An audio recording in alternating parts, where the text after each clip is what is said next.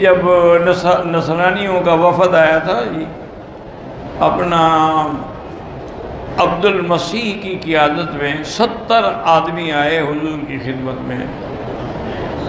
ان میں ان کے علماء بھی تھے، ان کے پیر بھی تھے، ان کے بزرگ بھی تھے، ان کے تاجر بھی تھے، ان کے بڑے بڑے پڑھے لکھے اسکالر بھی تھے. سب حضور کی خدمت میں آئے. یہ نجران سے آئے تھے. جیسے یہودیوں کا گڑھ اس وقت خیبر اور مدینہ تھا، نصارہ کا نجران تھا. انہوں نے آگے سلام کیا اور کہا کہ حضور ہم آپ سے کچھ بات کرنا چاہتے ہیں، اسی لیے حاضر ہوئے ہیں. اور فرمایا میں تو چاہتا ہوں کہ کوئی آئے اور بات کرے. انہوں نے کہا حضور ہمیں اجازت دیں، ہم تھکے ہوئے ہیں، تو کل انشاءاللہ پھر آپ سے مکالمہ ہوگا. صحابہ نے پوچھا حضور، صحابہ کہتے ہیں اتنا ایسا وفد ہم نے کبھی زندگی میں نہیں دیکھا کہ خوبصورت جوان اور عجیب قیمتی لباس پہنے ہوئے. تو صحابہ نے کہا حضور ان کو کہاں ٹھہرائیں؟ اب حضور کے پاس کوئی گیسٹ ہاؤس تو تھا نہیں. اور ہمیں مسجد میں ٹھہراؤ. اور کہاں ٹھہراؤ؟ کسی مسجد نبی میں ٹھہرا دو. وہیں ان کا انتظام کر دیا گیا.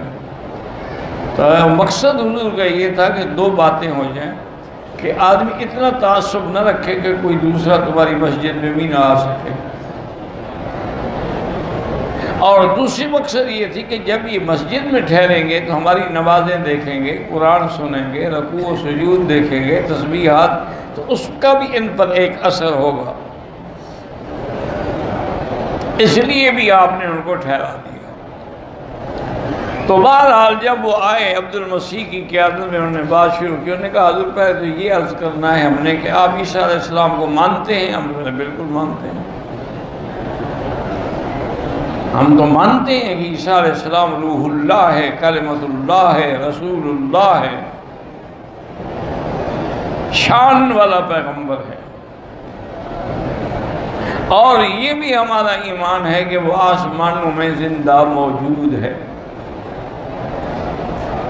انہوں نے کہا حضور الحمدللہ چلو ایک بات ہو گئی کہ عیسیٰ کو آپ مانتے ہیں، تو آپ بی بی مریم کو بھی مانتے ہیں؟ اور میں بالکل، مریم صدیقہ ہے، طاہرہ ہے، ہمارے قرآن میں اس کا ذکر ہے، التی احسنت فرجہا. تو انہوں نے کہا حضرت چلو ہمارا دوسرا مسئلہ بھی حل ہو گیا، اب صرف ایک مسئلہ باقی، اس کا جواب دے دیں. کیا حضرت عیسیٰ کے علاوہ دنیا میں کوئی اور بھی بچہ ہے جو بغیر باپ کے پیدا ہوا ہو؟ کوئی مثال؟ اور اگر کوئی مثال نہیں ہے تو پھر ہماری بات مان لیں کہ وہ خدا کا بیٹا ہے. یا تو اس جیسی کوئی مثال بھی تو دیں. تو ابھی سوال و جواب ہو رہے تھے کہ اللہ نے وحی کے ذریعے حضور صلی اللہ علیہ وسلم کو القاء کیا کہ آپ ان کو یہ جواب دیں. آپ نے فرمایا کہ ہاں ان مثل عیسیٰ عند اللہ کمثل آدم خلقہ من تراب ثم قال له کن فیکون. عیسیٰ علیہ السلام کی مثال ایسی ہے جیسے آدم. عیسیٰ اگر بغیر باپ کے پیدا ہوا ہے تو آدم کا تو نہ باپ ہے نہ ماں ہے. اس کی چلو ماں تو ہے، اس کا تو باپ بھی نہیں ماں بھی نہیں، اللہ نے مٹی سے پیدا فرمایا ہے. اور اگر باپ نہ ہو وہ بیٹا بن جاتا ہے، تو جس کا باپ بھی نہ ہو ماں بھی نہ ہو وہ خدا بن جائے گا. اب نصارہ کی تو زبان بند ہو گئی، کوئی جواب ہی نہیں دے سکتے. کیا جواب دے؟ انہوں نے کہا اچھا حضور ہمیں مزید ٹائم دیں کہ ہم آپس میں بیٹھ کے، اب دلائل آپ کے آ گئے ہیں، ہم اس پہ غور کر لیں. انہوں نے کہا بالکل کریں. وہ اپنے مقام پہ چلے گئے اور اللہ پاک نے قرآن میں حکم دیا اپنے نبی کو کہ میرے محبوب اب یہ آپ کے پاس آئے ہیں تو ان کو بھاگنے نہ دیں، ان کو کہیں کہ مباہلہ کریں.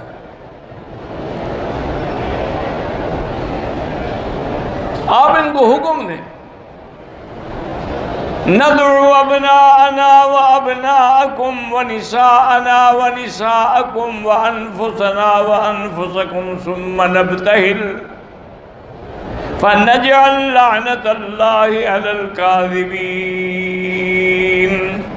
تم بھی اپنے خاندان کو لے آؤ، ہم بھی اپنے خاندان کو لے آتے ہیں اور میدان میں کھڑے ہو کے دعا کرتے ہیں کہ یا اللہ ہم دو میں سے جو باطل ہو اس کو ہلاک کر۔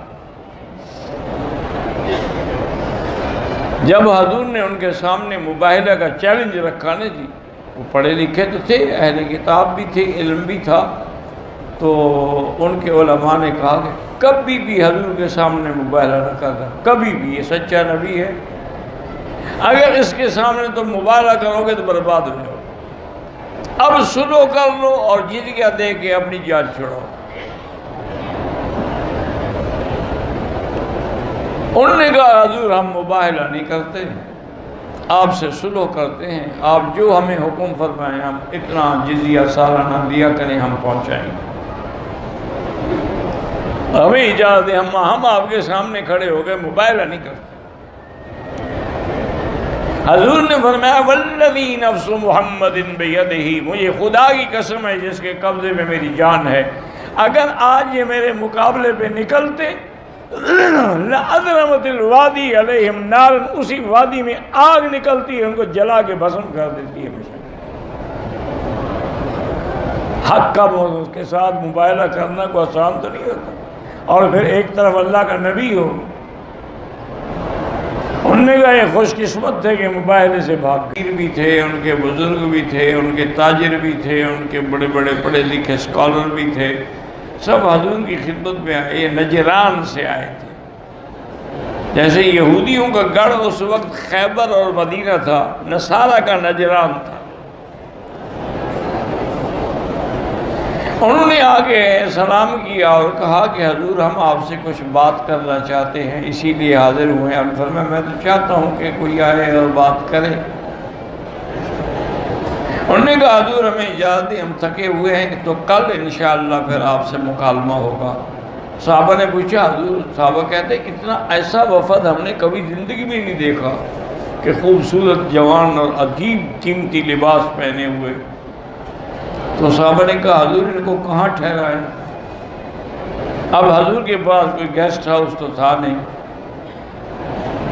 اور ہمیں مسجد میں ٹھہراؤ، اور کہاں ٹھہراؤ؟ کسی مسجد نبی میں ٹھہرا دو۔ وہیں ان کا انتظام کر دیا گیا۔ تو مقصد حضور کا یہ تھا کہ دو باتیں ہو جائیں، کہ آدمی اتنا تعصب نہ رکھے کہ کوئی دوسرا تمہاری مسجد میں بھی نہ آ سکے، اور دوسری مقصد یہ تھی کہ جب یہ مسجد میں ٹھہریں گے تو ہماری نمازیں دیکھیں گے، قرآن سنیں گے، رکوع و سجود دیکھیں گے، تسبیحات، تو اس کا بھی ان پر ایک اثر ہوگا، اس لیے بھی آپ نے ان کو ٹھہرا دیا۔ تو بہرحال جب وہ آئے عبد المسیح کی قیادت میں، انہوں نے بات شروع کی۔ انہوں نے کہا حضور پہلے تو یہ عرض کرنا ہے ہم نے کہ آپ عیسیٰ علیہ السلام کو مانتے ہیں؟ ہم نے بالکل مانتے ہیں، ہم تو مانتے ہیں کہ عیسیٰ علیہ السلام روح اللہ ہے، کلمۃ اللہ ہے، رسول اللہ ہے، شان والا پیغمبر ہے، اور یہ بھی ہمارا ایمان ہے کہ وہ آسمانوں میں زندہ موجود ہے۔ انہوں نے کہا حضور الحمدللہ، چلو ایک بات ہو گئی نا کہ عیسیٰ کو آپ مانتے ہیں، تو آپ بی بی مریم کو بھی مانتے ہیں؟ اور میں بالکل، مریم صدیقہ ہے، طاہرہ ہے، ہمارے قرآن میں اس کا ذکر ہے، التی احسنت فرجہا۔ تو انہوں نے کہا حضرت چلو ہمارا دوسرا مسئلہ بھی حل ہو گیا، اب صرف ایک مسئلہ باقی، اس کا جواب دے دیں۔ کیا حضرت عیسیٰ کے علاوہ دنیا میں کوئی اور بھی بچہ ہے جو بغیر باپ کے پیدا ہوا ہو؟ کوئی مثال؟ اور اگر کوئی مثال نہیں ہے تو پھر ہماری بات مان لیں کہ وہ خدا کا بیٹا ہے، یا تو اس جیسی کوئی مثال بھی تو دیں۔ تو ابھی سوال و جواب ہو رہے تھے کہ اللہ نے وحی کے ذریعے حضور صلی اللہ علیہ وسلم کو القاء کیا کہ آپ ان کو یہ جواب دیں۔ آپ نے فرمایا کہ ہاں ان مثل عیسیٰ عند اللہ کمثل آدم خلقہ من تراب ثم قال له کن فیکون۔ عیسیٰ علیہ السلام کی مثال ایسی ہے جیسے آدم۔ عیسیٰ اگر بغیر باپ کے پیدا ہوا ہے تو آدم کا تو نہ باپ ہے نہ ماں ہے، اس کی چلو ماں تو ہے، اس کا تو باپ بھی نہیں ماں بھی نہیں، اللہ نے مٹی سے پیدا فرمایا ہے۔ اور اگر باپ نہ ہو وہ بیٹا بن جاتا ہے، تو جس کا باپ بھی نہ ہو ماں بھی نہ ہو وہ خدا بن جائے گا۔ اب نصارہ کی تو زبان بند ہو گئی، کوئی جواب ہی نہیں دے سکتے، کیا جواب دیں؟ انہوں نے کہا اچھا حضور ہمیں مزید ٹائم دیں کہ ہم آپس میں بیٹھ کے اب دلائل آپ کے آ گئے ہم اس پہ غور کر لیں۔ انہوں نے کہا بالکل کریں۔ وہ اپنے مقام پہ چلے گئے اور اللہ پاک نے قرآن میں حکم دیا اپنے نبی کو کہ میرے محبوب اب یہ آپ کے پاس آئے ہیں تو ان کو بھاگنے نہ دیں، ان کو کہیں کہ مباہلہ کریں۔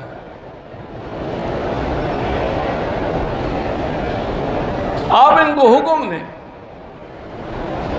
ندعو ابناءنا وابناءکم ونساءنا ونساءکم وانفسنا وانفسکم ثم نبتہل فنجعل لعنت اللہ علی الکاذبین۔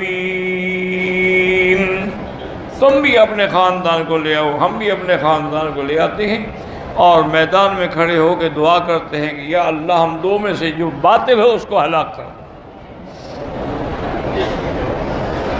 جب حضور نے ان کے سامنے مباہلہ کا چیلنج رکھا نا جی، وہ پڑھے لکھے تو تھے، اہل کتاب بھی تھے، علم بھی تھا، تو ان کے علماء نے کہا کہ کبھی بھی حضور کے سامنے مباہلہ نہ کرنا، کبھی بھی، یہ سچا نبی ہے، اگر اس کے سامنے تم مباہلہ کرو گے تو برباد ہو جاؤ، اب سلو کر لو اور جزیہ دے کے اپنی جان چھوڑو۔ انہوں نے کہا حضور ہم مباہلہ نہیں کرتے، آپ سے سلو کرتے ہیں، آپ جو ہمیں حکم فرمائیں ہم اتنا جزیہ سالانہ دیا کریں ہم پہنچائیں گے، ہمیں اجازت دیں، ہم آپ کے سامنے کھڑے ہو گئے مباہلہ نہیں کرتے۔ حضور نے فرمایا والذی نفس محمد بیدہ، مجھے خدا کی قسم ہے جس کے قبضے میں میری جان ہے، اگر آج یہ میرے مقابلے پہ نکلتے لَأَذْرَمَتِ الْوَادِي عَلَيْهِمْ نَارٌ، اسی وادی میں آگ نکلتی ہے ان کو جلا کے بھسم کر دیتی ہے۔ حق کا اس کے ساتھ مباہلہ کرنا کو آسان تو نہیں ہوتا، اور پھر ایک طرف اللہ کا نبی ہو۔ انہوں نے کہا یہ خوش قسمت تھے کہ مباہلے سے بھاگ گئے۔